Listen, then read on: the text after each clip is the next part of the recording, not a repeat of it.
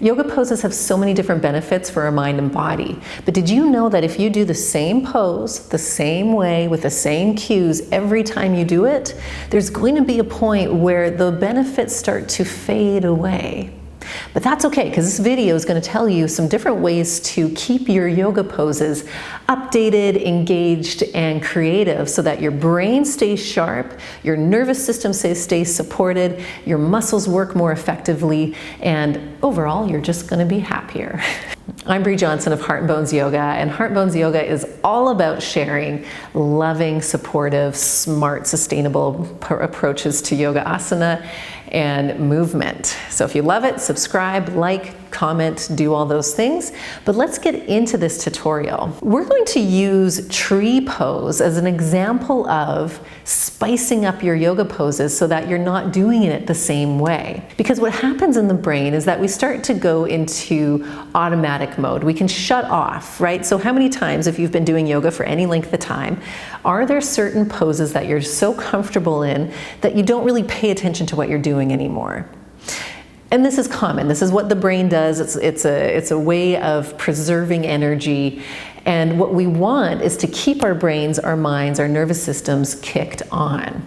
And so we do that by refining the cues, changing the how we do the poses a little bit differently, or adding more dynamic movement to your poses. So again, we're going to be looking at tree pose, and I'm going to invite you to not just watch this, but move and learn with me. So you're going to need a yoga block and a wall if you need extra support, but let's go explore some tree pose variations. The good news is with balancing poses, they're probably one of the best ones that even if you're using the same cues each time, the very nature of balancing is kind of getting your brain and body really kicked on and focused.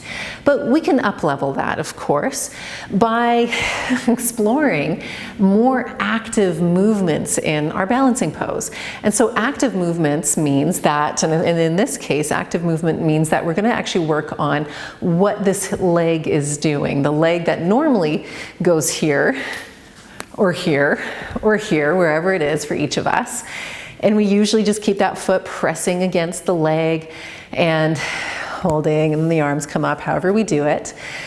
But what we're going to do is activate that and kick that on a little bit more. So what I like to do is use the standing. So you're going to stand on one leg, you'll bring one knee up, and then turning, having your hands onto your hips. This is a beautiful opportunity to learn about hip mobility while standing on one leg. See how that's good for your brain? So hip mobility means that you're going to keep your pelvis still and try to move your leg in and out. Now, if this is really challenging for your balance, grab onto a wall, grab onto a chair, and you can still absolutely get the benefits of this. And then the next thing that you want to do to up-level this is to not place your foot on your leg. So you're going to still try to move the knee out to the side. You're going to try to bring the foot up, your leg, but now you're not putting the foot on the leg, and holy guacamole, I don't know about you, but wow, is that ever a beautiful way to strengthen. So if you're a yoga teacher, especially watching this, looking for new ideas for your classes, and if you're finding that people are getting kind of bored, well, this is going to unboard them, make them not as bored, because all of a sudden, if we have to do it in a different way than what we're used to, the brain immediately goes, oh, here I am. I have to work a little differently. So that's one thing that you can do. You can do a lot of fun stuff, playing around with the leg. You can do hip circles like that, and then eventually have them here.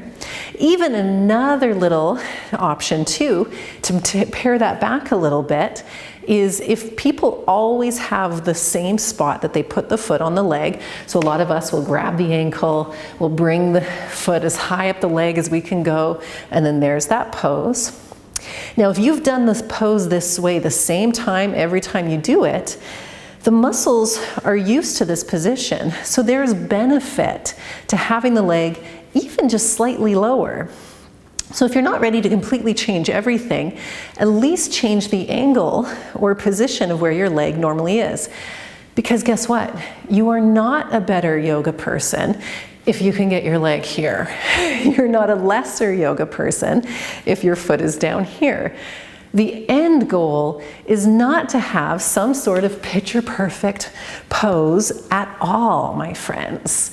The end goal is to keep ourselves awake and aware and engaged, fully and present in our body, in our breath, in our mind at any given time. So when we have an opportunity to move in a different way than what we're used to, we're immediately engaged. We're immediately reconnected in a completely different way because it's unfamiliar. And that's where the benefits are. So let's do one more fun tree pose exploration here to keep that sense of variety and diversity, different ways of movement into our mind and body. And this one requires having a block. And I'm gonna recommend that it's a foam block. If you use one of the wooden or cork blocks, you'll see in a moment why that might be a little more challenging, not impossible, but just more challenging. And what we're going to do here is bring the foot to the block and the block by your leg. And then this is a really fun one where you can try to slide your block up the leg. And so you're in a tree pose shape.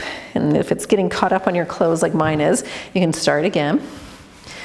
And see how high you can slide that block.